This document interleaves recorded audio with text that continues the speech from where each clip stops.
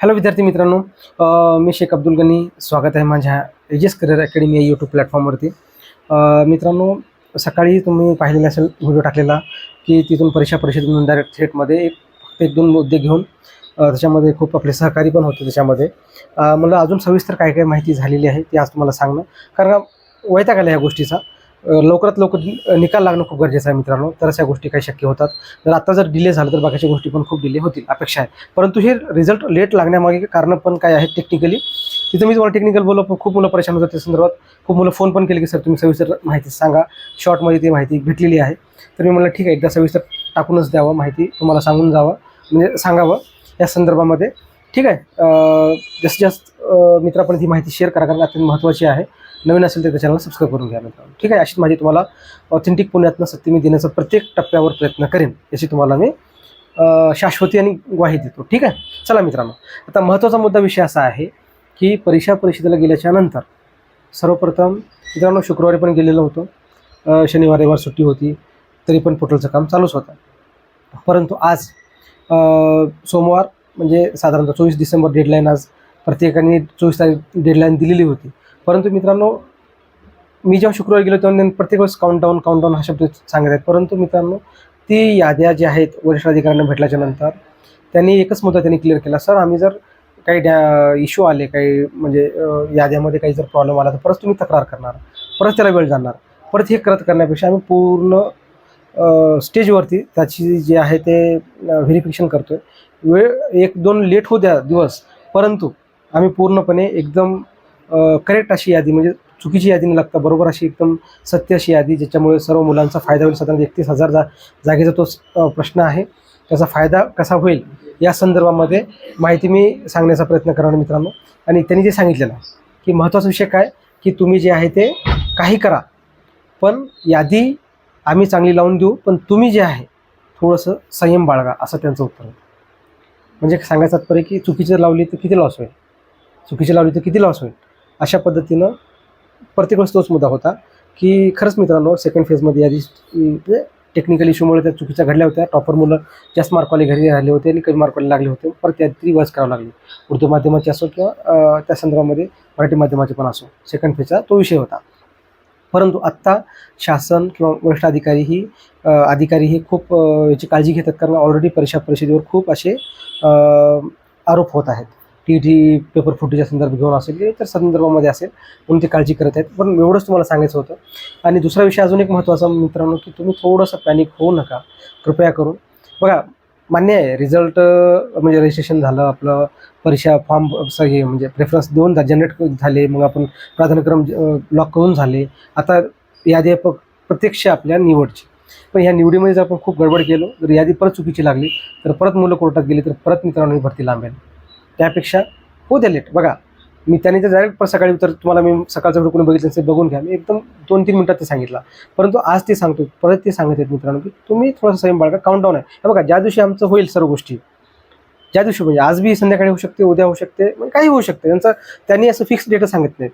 आणि हे एकच कारण असं आहे मित्रांनो की खूप असे मोठे जे लोक आहेत येऊन तिथं काहीतरी त्रास देतात त्या अधिकाऱ्यांना, काहीतरी म्हणजे त्यांना काही सेन्सच नसतो. संघटनावाले असेल, हे असतो काय म्हणतं का ह्याच्यामध्ये अधिकाऱ्यांचं जे पद आहे त्याचं तरी तुम्ही मान ठेवा, हे मला सांगायचं होतं. आणि ते सांगतच आहे. याचं कारण आहे, खूप कॉपरेटिव्ह अधिकारी आहेत. तुम्ही त्यांना कधीही बोलला, तुम्ही ते तुमचे प्रॉब्लेम सॉल्व्ह करतात, कोणती समस्या असो. मग हे एवढं जर आपल्याला ते अधिकारी कॉपरेट करत असतील तर मग आपलं पण एक कर्तव्य बनते, एक होणारे भावी शिक्षक म्हणून आपलं एक कर्तव्य राहते की आपण त्यांना कॉपरेट करणं हे आपलं काम आहे. ठीक आहे, मग आता हे राहिलं प्रश्न रिझल्टच्या आणि यादीच्या संदर्भामध्ये. आता तुम्हाला मी सांगितलं यादी 100% लागणार आहे. परत सांगतोय, काउंटडाऊन सुरू झालेला आहे. या फेजमध्ये आपण आहे आता. टेक्निकल कसे असतात, समांतर आरक्षणाचा घोळ असू शकतो, काही NCLची समस्या, म्हणजे खूप त्या प्रवर्गानुसार लिमिटेड प्राधान्यक्रम असल्यामुळं लवकर लागायला पाहिजे, परंतु ते असू शकते. त्यांच्या जागा खूप आहेत, त्यांना पूर्ण शॉर्टलिस्ट करणं, अल्गोरिदम असतो, एखादं चुकलं तर सर्व चुकला. सेकंड फेजमध्ये तुम्हाला माहिती आहे मित्रांनो की कन्वर्ट टू ओपन राऊंडच्या संदर्भामध्ये उर्दू माध्यमाच्या असंच टेक्निकल इश्यू होता. तर साधारणतः ते 15 दिवस साधारणतः डिले झालेलं होतं. परंतु त्या दिवशी मी तो व्हिडिओ पाहून घ्या कोणी असेल तर, की त्यावेळेस मी सांगितलं की टेक्निकल सॉल्व्ह झालेला आहे. ज्या दिवशी टेक्निकल सॉल्व्ह होईल 100% लागेल.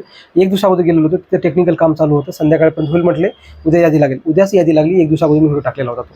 कारण का 100% माहिती अशी आहे की ते ऑथेंटिक असतं. आणि हेच तुम्हाला सांगतो, जे अधिकारी सांगते ते आम्ही तुम्हाला सांगतो. आम्ही काही मनातलं किंवा वेगळं तुम्हाला काही सांगून तुम्हाला फसून आम्हाला काही भेटणार नाही, कारण आम्ही पण त्या प्रवाहातले आहोत. तुम्हाला काहीतरी वेगळं फसवणं, काहीतरी चुकीचं सांगणं समथिंग, आणि आपण काय कमर्शियल युट्यूबर नाही यांच्यासारखे सर्वांसारखे की काहीतरी यायचं पेपरबाजी म्हणजे फेकाफेकी करायची आणि काहीतरी मग त्यातनं अर्निंग घ्यायचं. आणि आपलं अर्निंग पण तेवढं मोठं नसते. खूप मुलांची कमेंट पण आली, सर तुम्हाला पैसे किती भेटतात. आता काय सांगायचं तुम्हाला, तसं राहिलं असतं तर आम्ही लई श्रीमंत राहिलो असतो, खूप प्रॉपर्टी कमवल्या असत्या. आम्ही खूप लहान माणूस आहे. आम्ही आमच्यासाठी आम्हाला लागण्यासाठी, सर्व मिळून लागण्यासाठी आम्ही प्रयत्न करतोय. तो विषय वेगळा, परंतु मूळ विषय असा आहे मित्रांनो की एक विषयांतर झाला, परंतु मेन फॅक्ट हा आहे की तुम्ही थोडंसं संयम बाळगा. अशीच काय अपडेट असेल तर 100% तुम्हाला कळूच जाईल. अधिकाऱ्यांचा हेच विषय आहे. अधिकाऱ्यांचा हेच विषय आहे. अधिकाऱ्यांचा हेच विषय आहे मित्रांनो की पूर्णपणे बऱ्यापैकी सर्व काम झालेलं आहे. तुम्ही हा मुद्दा समजून घ्या. टेक्निकल आता फक्त शॉर्टलिस्ट टेक्निकल ह्या गोष्टी असतात त्या फायनल टचमध्ये आहेत, फायनल ह्याच्यामध्ये आहेत. मग ह्या फायनलमध्ये एखादं चुकीचं झालं तर मग काय अवघड होऊन जाईल ना. विषय तो झाला म्हणजे सर्व लग्नाची तयारी झाली, सर्व बोलणी झाली, शेवटी काहीतरी कुणीतरी मग मामाचं आत्याचं कुणीतरी म्हणजे विचारसरणी आपल्या भावकीतली विचारसरणी कुणाचं जर ऐकून जर आपण लग्न मोडून घेतलं तर मग तशी कहाणी होणे नाही का. मग आयुष्याचं वाटून होणे ह्यापेक्षा जे आहे कुणावर विश्वास नका ठेवू, प्रॉपर लग्नाची तयारी करा. अशाच पद्धतीने आपल्या निकालाची आपण आपल्या निवडीची तयारी पण करूया असं मला सांगायचं. कारण कसं आहे माहिती आहे का, हे फायनल स्टेजवर आहे, फायनल टप्प्यावर आहे त्या गोष्टी. ह्या टप्प्यामध्ये जर तुम्ही गडबड करत असाल तर कुठे चुकते. आणि हा खरंच सांगतो खूप खूप अवघड परिस्थिती आहे. पवित्र पोर्टलचा जो रन करणारे अधिकारी असतात ना, वैतागून गेलेला अक्षरशः ह्या भरतीला घेऊन. आणि भरती मस्त चालत असते. आणि विषय असा आहे की मित्रांनो, हा खूप किचकट प्रक्रिया म्हणजे क्लिष्ट अशी प्रक्रिया आहे. जेव्हा अधिकाऱ्यांना भेटल्यानंतर त्या गोष्टी जाणतात, कारण का प्रत्येकाचं आरक्षण, प्रवर्ग असेल, माध्यम असेल, त्याच्यानंतर मग सभारक्षण असेल, काय समांतर आरक्षण, हे सर्व गोष्टी ते पाहावं लागणार. मग चुकीचा मुलगा चुकीचोर नाही गेला पाहिजे, कमी मार्कवाला जास्त मार्कवाला गैर आणि कमीवाला लागला नाही पाहिजे, अशा खूप गोष्टी असतात.